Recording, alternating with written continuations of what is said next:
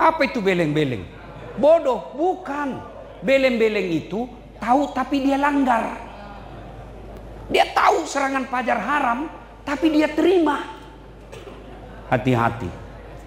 Bagaimana yang sudah terlanjur terima, Ustaz? Satu, waqala idan, bismillahirrahmanirrahim.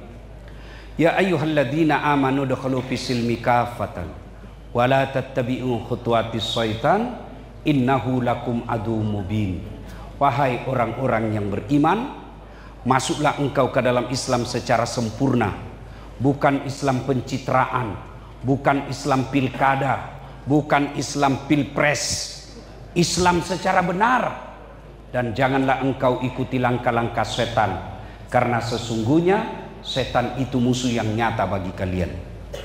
Ketika Bapak Ibu mendapat undangan acara ini, setan berusaha menggagalkan agar kita tidak datang.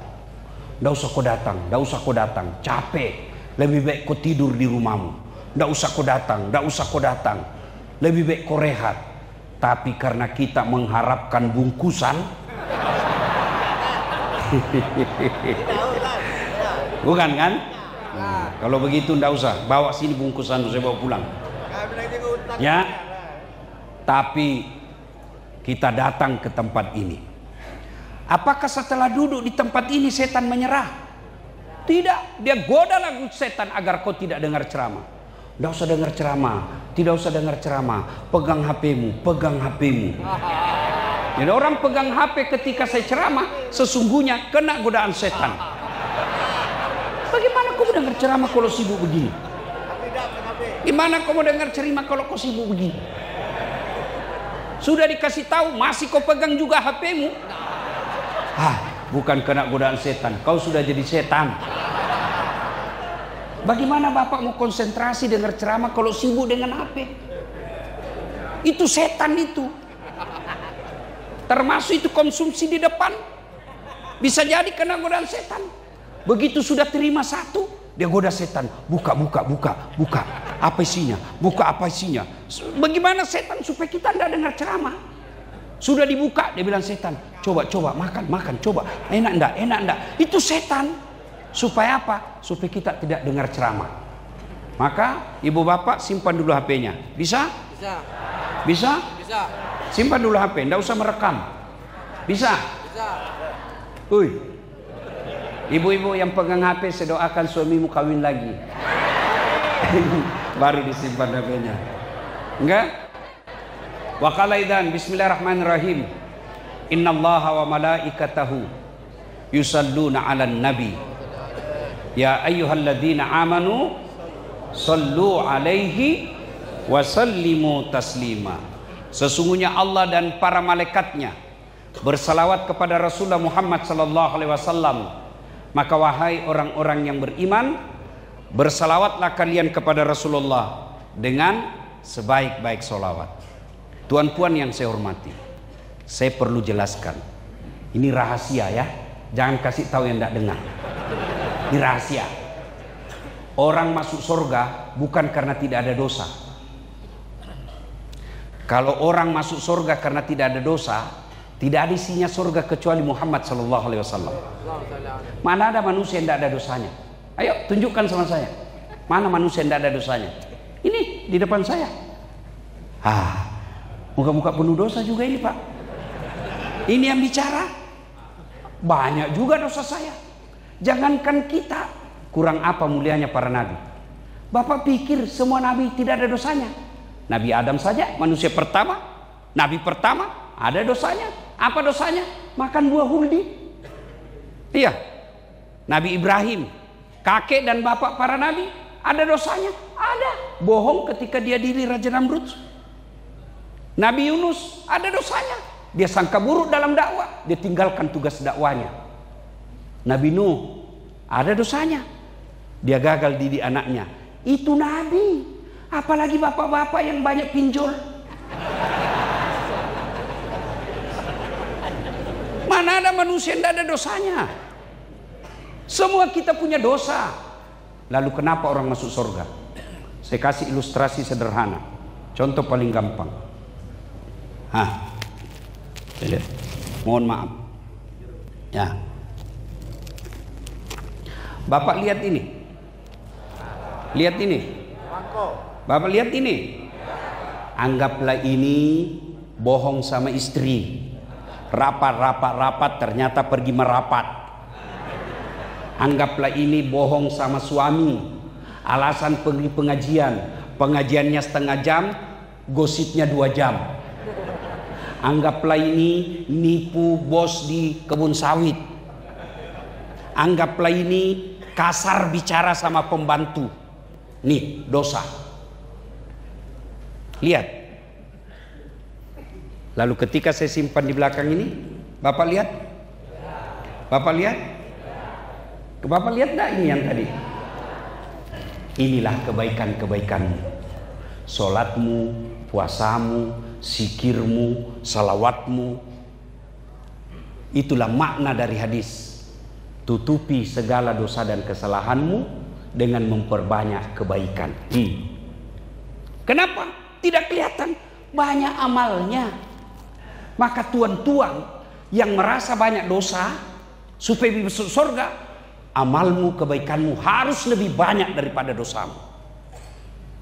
Kalau kamu tidak bisa berbanyak amal, jangan tambah dosa. Itu makna tutupi dosa-dosamu dengan memperbanyak kebaikanmu. Maka saya mau ajak memperbanyak kebaikan malam ini. Caranya apa? Salawat. Karena orang kalau kumpul salawat sendiri, 1 kali salawat 1 keutamaan.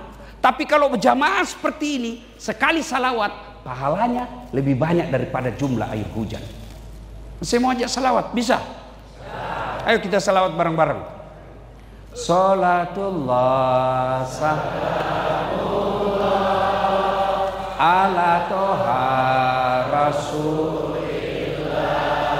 Salatullah salamullah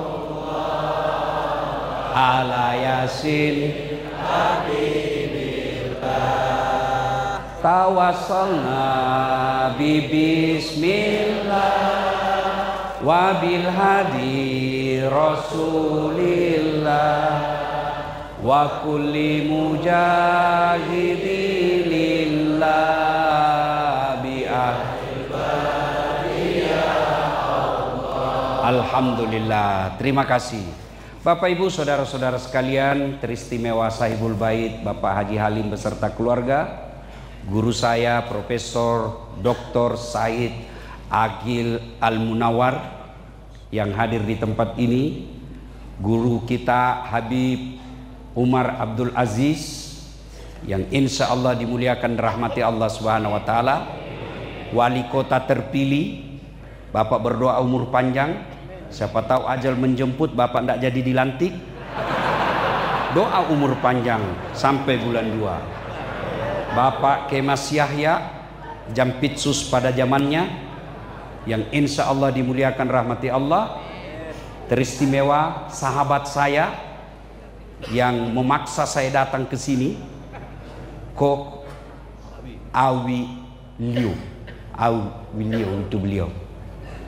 Tuan Haji, sebenarnya saya sudah 6 hari disuruh istirahat sama dokter karena saya sakit, tapi beliau telepon, ini teman saya. Karena beliau teman saya juga, kalau saya ke Palembang beliau selalu bantu saya. Beda agama, beda tampang, tapi sama untuk kebaikan. Sangka baik, itu beliau ya, Ko Awi. Ibu bapak saudara-saudara sekalian, ada seorang manusia kaya, Masya Allah, kaya sekali Pak. Tapi hebatnya dermawan. Banyak saya lihat orang kaya pelit. Masya Allah, pelitnya Pak, biar kesurupan, nggak mau juga kasih harta, sudah kesurupan, nggak mau, pelit Pak.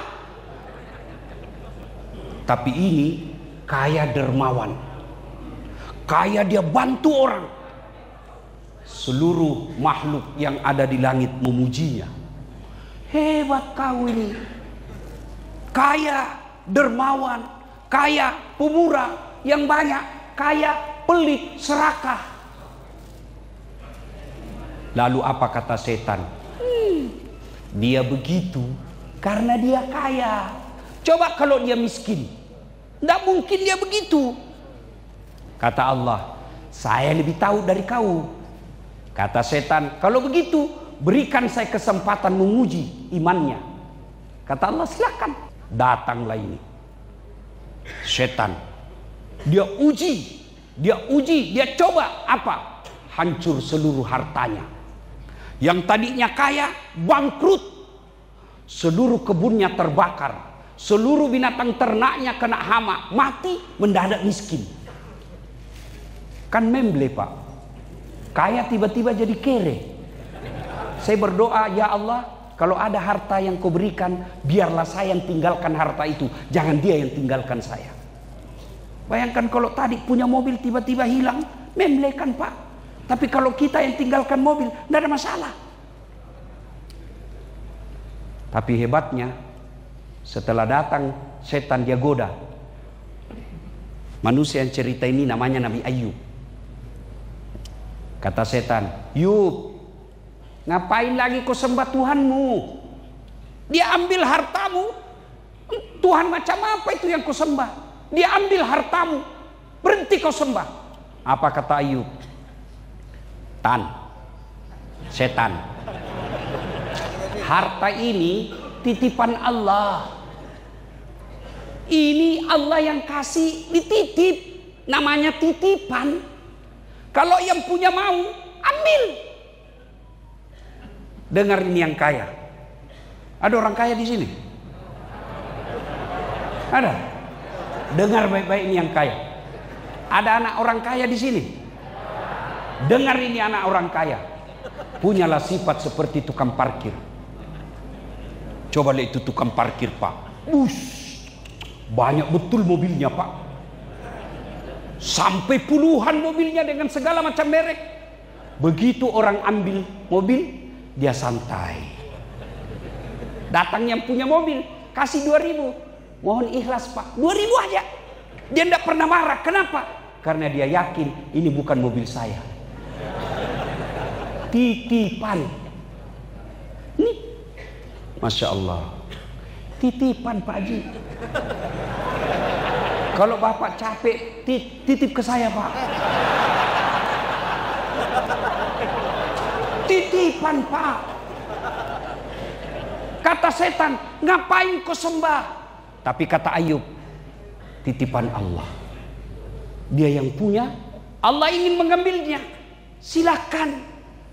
Alhamdulillah saya sempat kaya. Berapa banyak orang dari lahir sampai mati ngontrak-ngontrak. Masih bagus ngontrak ada iman. Yang lebih sial, ngontrak-ngontrak, bocor-bocor, ndak sholat lagi. Wow. Apa kata Allah?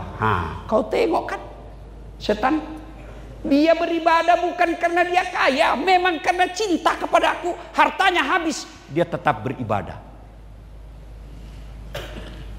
Setan katakan, karena setan itu tidak pernah berhenti sebelum kita ikuti Pak. Apalagi dia bisik, ya Allah, dia begitu karena ada anaknya. Coba kalau hilang anaknya, coba kalau tidak ada anaknya, tidak mungkin seperti itu. Berikan saya kesempatan menguji dia. Kata Allah, silahkan kau uji dia. Bangkrut, meninggal pula anaknya. Datang lagi setan. Yub, apa Tan? Tentu dalam kitab bukan Yub Tan. Ini supaya enak didengar kan? Apa setan? Ngapain lagi kau sembah Tuhanmu? Dia sudah ambil hartamu. Sekarang anakmu lagi diambil. Sudah diobok-obok kau punya sawit. Sudah diobok-obok kau batu bara. Dia ambil orang tanpa izin. Istrimu lagi diambil.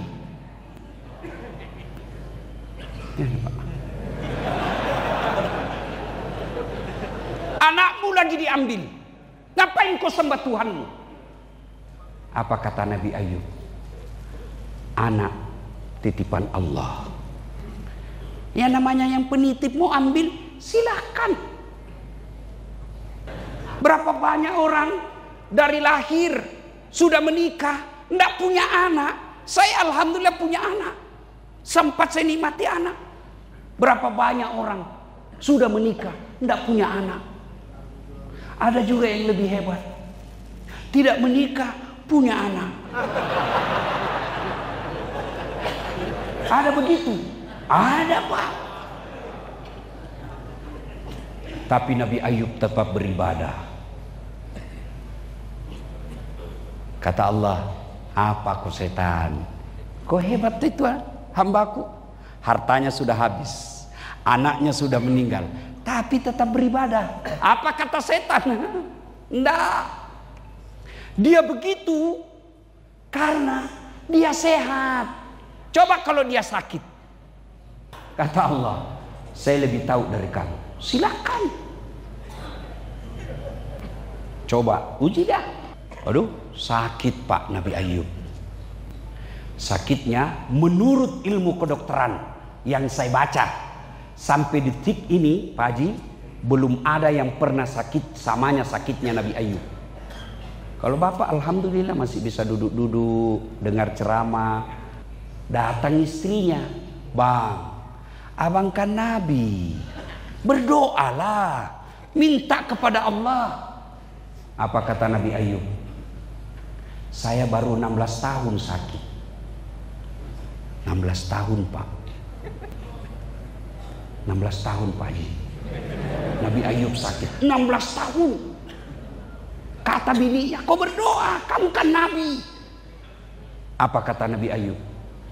Saya lebih lama sehat daripada sakit. Saya malu berdoa kepada Allah.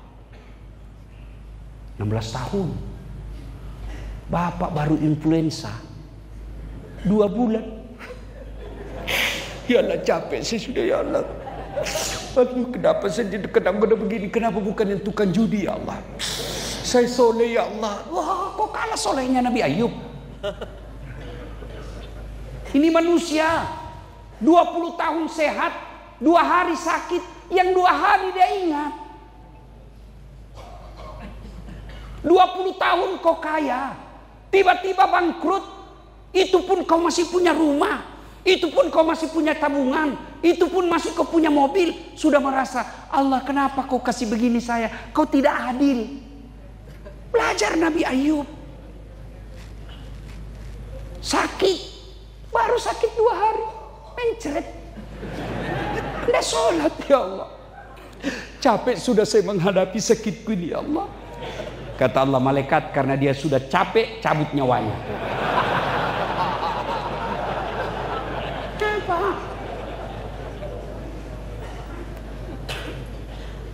Sakit, Nabi Ayub disuruh berdoa. Malu dia Pak, padahal ibadahnya kuat. Lalu kata Allah, kau tengok kan, sudah miskin, wafat anaknya, sakit, masih dia sembah aku Tuhannya. Kata setan, ya dia begitu karena dicintai sama masyarakat. Oke, kata Allah, silakan kau uji dia. Setan datang, dia hasut satu kampung di Palembang. Pak Haji, kamu kan sakit, kami takut ketularan penyakitmu. Kalau kau lama di sini, kami bisa kena penyakit virusmu. Kau keluar dari kampung, diusir dari kampung Pak. Inilah penyakitnya manusia Pak. Dengar ini Pak Wali yang akan dilantik.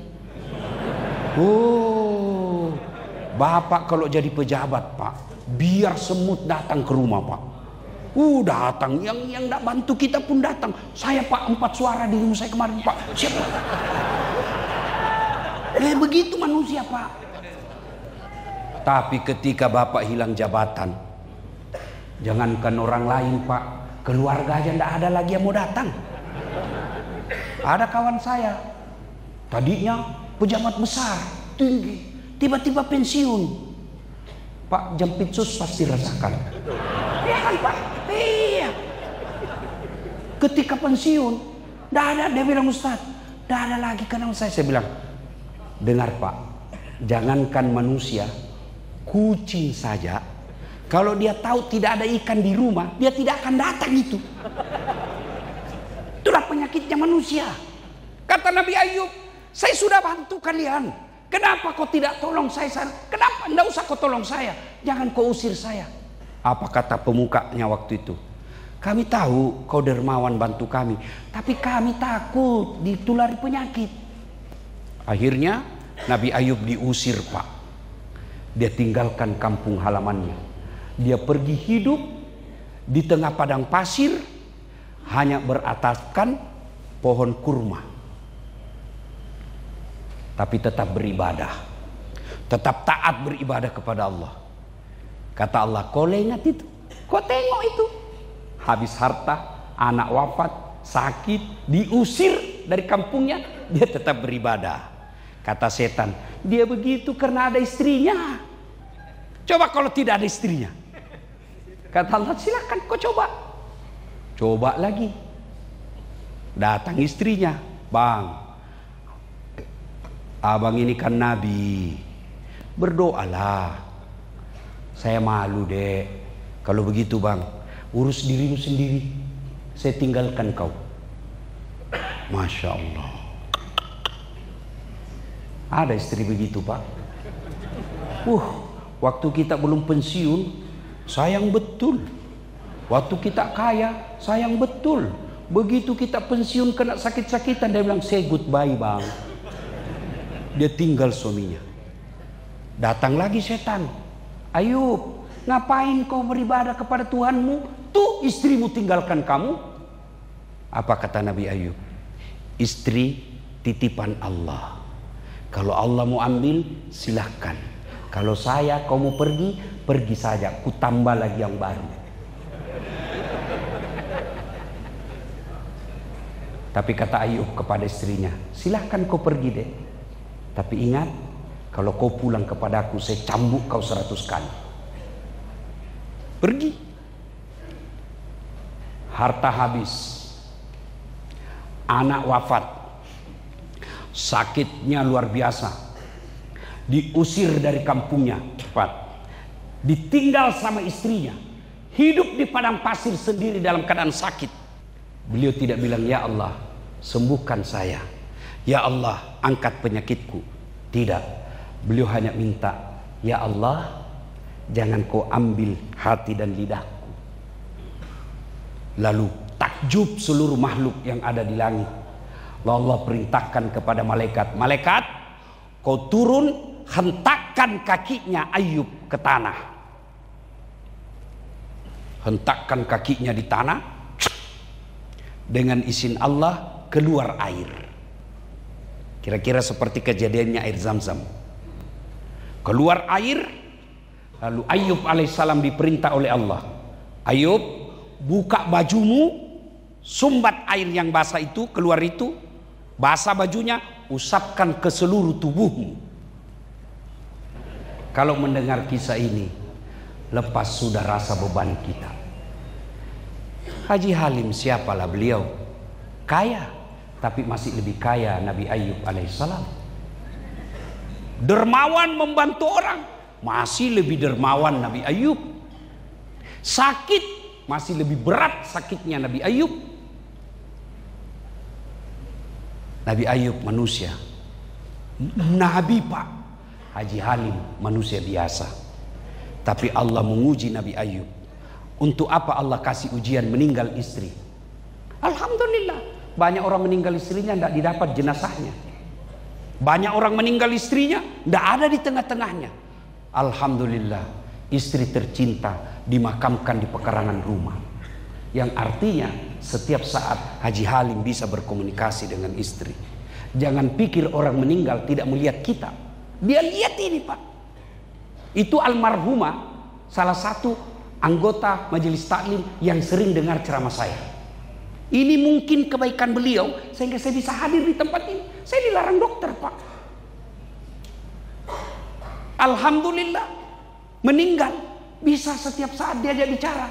Saya baru-baru minggu lalu saya pergi ziarah kubur ke bapak saya. Saya ajak ngomong, boleh. Cuma jangan minta doa. Pak, doakan saya supaya cucu soleh. Salah. Masa orang mati mendoakan orang hidup? Saya sampaikan, Pak, alhamdulillah cucu Bapak sudah 10 tahun. Pak, saya sudah bikinkan masjid mama saya dan saya kasih nama Hajjah Sitimang. Pak, ini di belakang saya bikin masjid untuk Bapak. Ini semua saya bikin uang halal, tidak ada uang APBD. Apa dia tidak dengar? Dengar, Pak. Lalu kenapa dia tidak balas? Karena kalau dibalas lari semua kita, Pak. Kenapa tidak didengar? Alam kita sudah berbeda. Almarhumah namanya alam kubur, kita alam nyata. Ada itu di sini. Oh, ada Ustadz Dasat datang. Oh, ada Ustadz Umar datang. Ada Pak Jampitsus datang. Dan lihat Pak semua ini. Itulah ulama memesankan isi pengajian. Ini Ibu Hajah ini, dia datang. Wahai yang menikmati rumahku, yang memakan makananku, yang memakai pakaianku, kamu ingat saya ndak? Orang sudah meninggal, Pak. Nih, coba kata Nabi, kalau meninggal orang sudah putus semuanya. Kira-kira Ibu Haji masih bisa umroh ndak? Ndak. Masih bisa sholat? Ndak. Masih bisa puasa? Ndak. Kata Nabi, putus semua amalmu. Tinggal 3 perkara yang bisa mengalir terus mengelurus. 1, anak yang soleh dan soleha. Saya dengar 6 anak Pak Haji. 1 lelaki, 5 perempuan. Kalau Anda cinta kepada emak kalian, cinta kepada ibunya, bukan cuma sekedar mengeluarkan air mata. Jangan buat dosa. Karena kalau anaknya buat dosa, ibunya dikubur bersedih. Tapi kalau anaknya diajari cucunya mengaji, anaknya mengajarkan cucunya hafalan-hafalan sholat, bahagia itu orang di alam kubur. Ibu bapak, bu, ibu, bu, ibu. Kalau ibu meninggal, siapa yang doakan ibu? Suami. Kawin lagi, Pak. Pak Haji, ada kawan saya, sama-sama saya haji. Meninggal istrinya, Pak. Saya bilang luar biasa ini. Nangis, Pak, sampai bengkak matanya. Ini kisah nyata, Pak. Saya bilang dalam hati, hebat juga ini Bapak. Biasanya kalau laki-laki meninggal menangis paling ya sebentar. Ini sampai bengkak matanya, Pak. Dia bilang, Ustadz, rasanya tidak bisa lagi kusambung hidupku, Ustadz. Dalam hatiku, hebat juga ini Bapak ini. Dia separuh jiwaku, Ustadz. Saya bisa dagang sukses begini karena istri saya yang hebat. Belum 3 bulan, saya pergi jogging di lapangan Karebosi namanya, Pak. Saya jogging, ketemu dia. Ada perempuan di sampingnya, putih, muda, panjang rambutnya, tidak pakai jilbab. Saya bilang, Haji, siapa? Dia bilang, yang baru, Ustaz.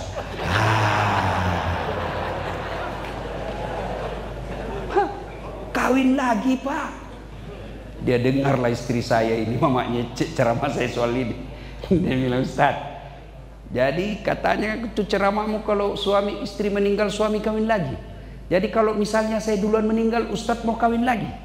Saya peluk dia baik-baik. Baru saya bilang, Dek, dengar kau baik-baik sayang ya.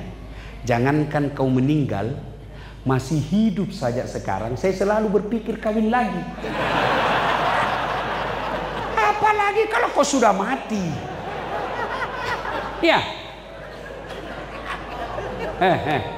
Tuan-tuan, dengar. Kalau bapak-bapak meninggal, siapa yang doakan kamu? Temanmu. Lihat itu di grup WhatsApp. Lihat itu grup WhatsApp. Kalau ada yang meninggal, jangankan baca Fatihah, jangankan ketik doa, nggak mau itu, Pak. Mengetik doa saja nggak mau. Apa dia kirim? Stiker Al-Fatihah. Dia nggak baca Al-Fatihah itu. Sudah itu kau dikeluarkan dari grup. sudah itu diblokir nomormu. Itulah temanmu yang selalu kau temani cerita soal pilkada. Kau cerita Prabowo Jokowi 24 jam kau bercerita. Habis waktumu untuk melayani dia. Pas kau meninggal, tak bakal dia doakan kamu. Siapa yang doakan kita? Anak yang soleh dan soleha. Bagaimana anak mau doakan orang tuanya kalau anaknya tidak pernah sholat? Tuan-tuan yang saya hormati, biarlah anak kita jual-jual bensin di pinggir jalan. Anak kita kerjaannya seberautan, tapi sholat 5 waktunya tidak pernah putus. Jamaahnya di masjid selalu ada. Bapak mau lihat masa depan Pak Haji Halim, maafkan saya. Bapak mau lihat masa depan Bapak dikubur. Lihat anak-anak kita sekarang. Bapak-bapak mau lihat masa depan Bapak dikubur. Lihat anakmu sekarang. Kalau yang SMA selalu main game aja kerjanya, bakal dia lupa kamu nanti dikubur.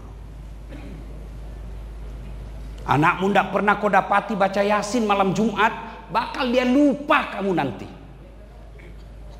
Sekolah ke luar negeri, titel bertumpuk-tumpuk, kaya anak kita, status sosialnya tinggi. Demi Allah, tidak akan menolong di kuburmu ketika dia tidak baik agamanya. Kita orang tua lebih bangga anak kita pandai bahasa Inggris, bahasa Jerman, bahasa Jepang, bahasa Korea. Tapi tidak malu kalau anak kita tidak tahu ngaji.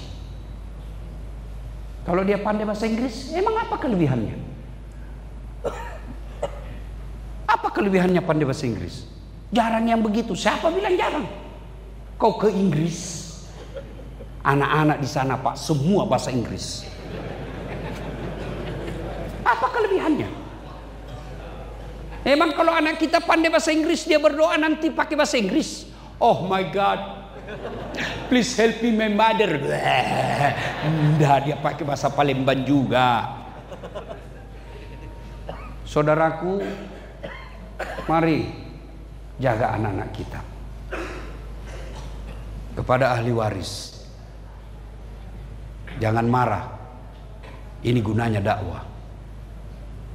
Almarhumah ibu kalian meninggalkan harta yang cukup, lebih dari cukup. Jangan bertengkar gara-gara warisan. Jaga harga diri orang tua. Biasa anak kita baik Pak Haji, mantu yang masuk. Ini begitu saya lihat kan. Anak kita baik, mantu sesama mantu menghasut. Masa itu anak bungsu? Dia sudah dapat, kamu tidak dapat. Kau lagi anak pertama, goblok memang kamu. Mulai ribut. Jangan. Ini gunanya dakwah. Bapak jangan marah. Siapa undang saya? Ini gunanya takziah. Jangan. Saya ingat, saya sempat lihat Mandra, pemain sinetron. Masuk akal juga saya bilang itu. Carikan saya orang sukses yang hanya mengejar warisan orang tuanya. Itu kata beliau. Kalau Haji Halim, kalau saya tidak salah kan mulai dari awal. Maka cintai orang tua, jangan mempermalukannya. Beliau almarhumah tetap melihat anak-anaknya. Kalau anaknya sudah baik, cucu-cucunya pelihara. Alam kubur bukan persoalan 10 tahun. Alam kubur bukan soal 1000 tahun. Selama-lamanya Pak, tidak balik lagi kita. Saya baru-baru pulang ceramah di Australia. Jadi undang ceramah di Universitas Queensland, Brisbane. Tahu Australia Pak? Pekanbaru. Ada orang Bugis di sana sudah lebih 40 tahun. Saya tanya berapa anaknya Pak? Dia bilang 5. Masih Islam mereka. Dia bilang yang 2 kayaknya masih Islam, yang 3 sudah tidak jelas agamanya. Saya bilang, Pak, tidak ada gunanya kesuksesan sampai ke luar negeri kalau agama anak-anak kita tidak jelas nanti. Saudara-saudara sekalian, didik agama anak-anak kita. Anak-anak kita sekarang Pak cerdas-cerdas. Tidak usah khawatir soal masa depan perutnya. Yang kita khawatirkan kalau dia sudah tidak sembah Tuhannya. Orang tua saya tidak ada yang ngorekin di kampung. Miskin secara ekonomi. Guru ngaji di kampung tidak dibayar tiap bulan, bayarnya pakai beras. Alhamdulillah bisa jadi ulama anaknya. Ada kawan saya kaya dulu di kampung. Orang lewat, saya ingat Pak, orang aja lewat depannya kalau kita jalan tunduk. Di rumahnya karena bangsawan. Sekarang hancur anak-anaknya. Itu baru penglihatan dunia. Gimana di akhirat kelak? Adik-adikku atau saudara-saudaraku, anak almarhumah, jadilah anak yang soleh dan soleha. Gimana cara berbuat baiknya kepada almarhumah? 1, doakan. Tidak banyak-banyak doanya kalau orang sudah meninggal. Ya Allah, ampuni dosanya. 2, terima amalnya. 3, lipat gandakan kebaikannya. 4, jadikan kuburnya menjadi taman-taman surga. Amin. Sudah. Tidak tahu bahasa Arab, tidak mesti bahasa Arab Pak. Daripada bapak ibu bahasa Arab tidak tahu artinya, kan bingung malaikat. Apa maksudnya ini bapak? Dia mau doakan ibunya supaya lapang alam kuburnya, ternyata doa yang dia baca doa minta hujan. Bingung malaikat. Tidak mesti bahasa Arab. Silahkan. Adik-adikku, saudara-saudaraku, anak almarhumah, begitu lihat kamarnya almarhumah, ingat, mama, langsung kirimkan Fatihah. Lihat orang lewat seperti bajunya ibu, langsung diingat. Jangan ingat saja, kirimkan Fatihah. Yang kedua, yang bisa menolong di kubur, anak yang soleh dan soleha. Yang kedua adalah harta yang telah kita sedekahkan. Ibu-ibu yang di belakang sana, boleh Bu, yang banyak emas-emasnya ini saya lihat. Hai Bu, kalau ibu meninggal siapa yang pakai emasnya Bu? Istri kedua. Begitu ibu meninggal, itu emas dia cabut.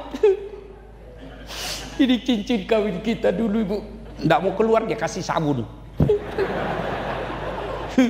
Sudah itu dicabut. Dia cabut lagi, kau punya gelang. Ini hadiah ulang tahun pernikahan kita Bu. Saya belikan kau dulu di Dubai. Cabut. Sudah itu dia cabut lagi, kita punya kalung. Ini dulu waktu kita pergi umroh. Cabut. Sudah itu dia cabut lagi gigi palsu.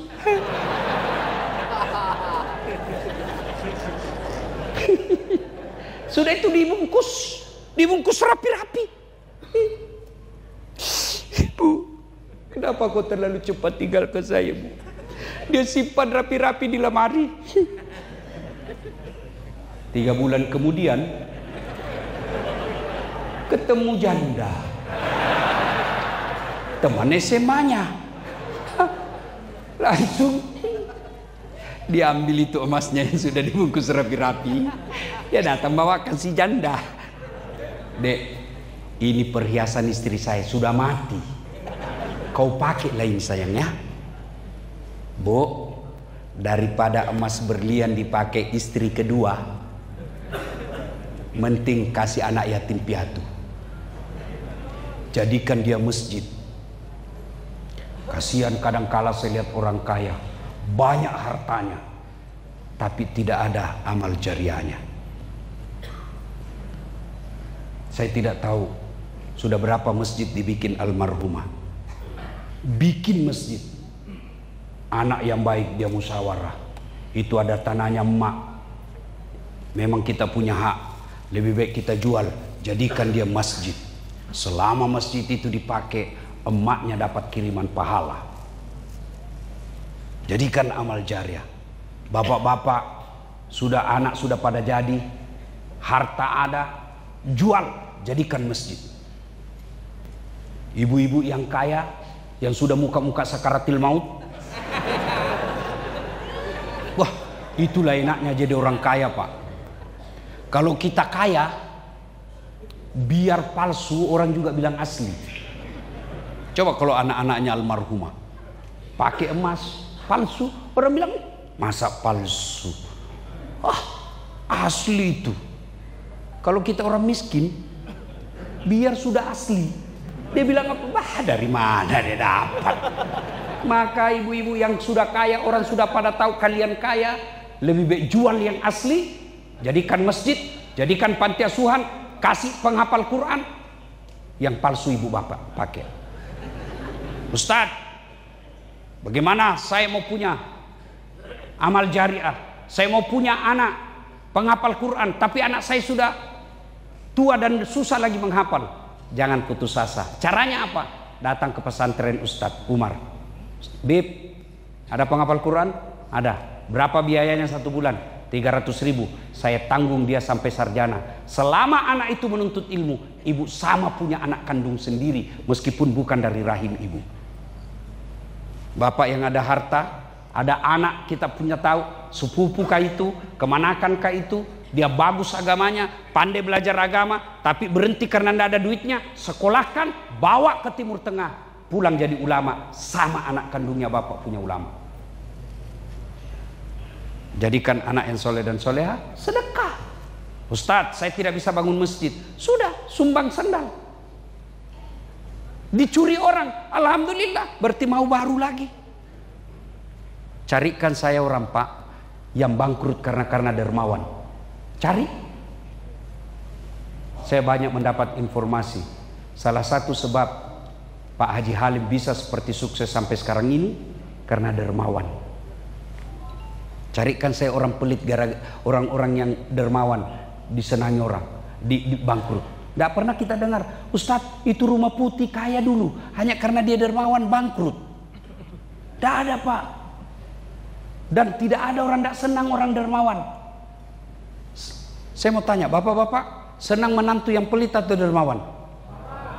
Dermawan. Senang teman yang pelit atau dermawan? Senang tetangga yang pelit atau dermawan? Tuh, tidak ada orang suka orang pelit. Bahkan orang pelit sekalipun tidak suka sama orang pelit. Dan tidak usah ke rumahnya pelit, padahal dia juga pelit. Mau lihat pelitnya orang Islam? Mau lihat pelitnya orang Islam? Waduh, kalau ada artis dia undang ulang tahun pak, kasih bisnis kelas pesawatnya, hotel bintang 5, dijemput dan dikawal sama tentara polisi, datang menyanyi hanya bawa alamat palsu. Enggak juga dikasih pegang, dikasih lihat saja pak. Pulang kasih 150 juta, sampai di Jakarta dia pakai maksiat uang kita. Giliran penghafal Quran bapak undang, Pak Imam bapak jemput. Bapak jemput? Enggak, dikirimi Grab. Motor lagi. Motor tua pula. Sadelnya sudah basah di sini pak. Karena bocor, basah juga celananya Pak Imam. Enggak ada lagi stang kakinya satu di belakang. Tak gantung kakinya Pak Imam, kasihan. Hujan, satu mantel berdua. Sudah sampai deh, sedikit lagi Pak Imam. Sudah sampai, lagi 2 tikungan, basah bajunya Pak Imam. Sampai di rumah, salawatan lah, zikir, baca yasin. 1 jam lebih pak, kepanasan, tidak ada kipas, basah semua baju. Sallallahu ala Muhammad, sallallahu alaihi wasallam. Begitu mau pulang, bapak kasih 50.000 dikucak-kucak. Sini Pak Ustaz.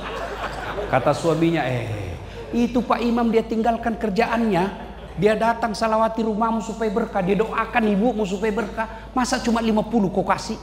Apa kata istrinya? Sudah kasih pisang 2 sisir di situ. Jangan ketawa, saya serius ini. Bagaimana anak kita mau melanjutkan dakwah kalau begini penghargaan kita kepada ulama? Tidak ada ulama kau kasih dia pergi pakai dugem, panti pijat. Tidak. Setelah penuh kebutuhan rumah tangganya, pasti kembali ke anak-anak yatim, ke anak-anak pesantren.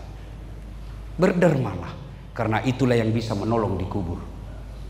Yang ketiga, yang bisa terus mengalir meskipun kita sudah wafat adalah ilmu yang bermanfaat. Bapak tidak usah jadi ulama, tapi sebarkan dakwah-dakwah yang ada bapak dapat. Dapat ceramahnya Ustadz Dasat, sebarkan. Jangan lupa like and share. Punya anak yang soleh dan soleha, banyak sedekahnya, ilmu bermanfaat, tapi tidak sholat, tidak ada gunanya semua itu. Wafat nanti kita Pak, begitu kita bangkit dari alam kubur, gosok mata, datang malaikat penanya. Yang pertama ditanya bukan puasa, yang pertama ditanya bukan haji, yang pertama ditanya sholatmu. Kalau beres sholat, semua amal yang lain ikut dihisab. Tapi kalau amal sholatnya tidak beres, kata malaikat Allah, hapus semua amalnya, tidak ada gunanya. Biar Bapak datang pengajian seperti ini tiap malam, pulang tetap tidak sholat, tidak ada gunanya. Kenapa sholat penting Ustadz? Karena sholat adalah puncak penghambaan kepada Allah. Artinya apa? Bapak haji boleh sambil dagang. Bapak pergi haji bawa sarung jual di sana, boleh, sah hajinya, sah. Bapak puasa sambil nyanyi, boleh, sah. Puasa labbaik Allahumma labbaik, boleh. Bapak tawaf pun boleh sambil nyanyi. Labbaik Allahumma labbaik, labbaik la syarika lak, labbaik, sah. Bapak bayar zakat sambil nyanyi, boleh. Bila kamu, Pak Ustadz ini zakat saya di sisiku, sah, boleh. Tapi sholat tidak boleh ada kegiatan. Kenapa? Kamu lagi menghamba kepada Allah, tidak boleh ada kegiatan lagi. Tidak boleh Bapak sambil Allahu Akbar, begadang, jangan begadang, pasti batal sholat. Kenapa? Tidak boleh ada kegiatan lain, kamu lagi menghamba. Maka sholat paling penting. Ya, ada yang bilang, tidak usah sholat. Ngapain sholat kalau busuk hatimu? Busuk hati beda, sholat beda. Wala talbisul haqqa bil batil. Allah tidak campurkan antara yang hak dan yang batil. Ada lebih keliru lagi. Kenapa kau tidak sholat? Saya masih maksiat Ustadz. Kalau kau sudah maksiat tidak sholat pula 2-0, menang berdiri dosamu. Tapi kalau sholat maksiat ya satu sama. Mana bagus satu sama 2-0? Mana bagus Pak? Lebih bagus 0-2. Tidak maksiat sholat pula. Lebih sial sudah maksiat tidak sholat. Sholat. Ibu bapak saudara-saudara sekalian, pada akhirnya kullu nafsin sa'iqatil maut.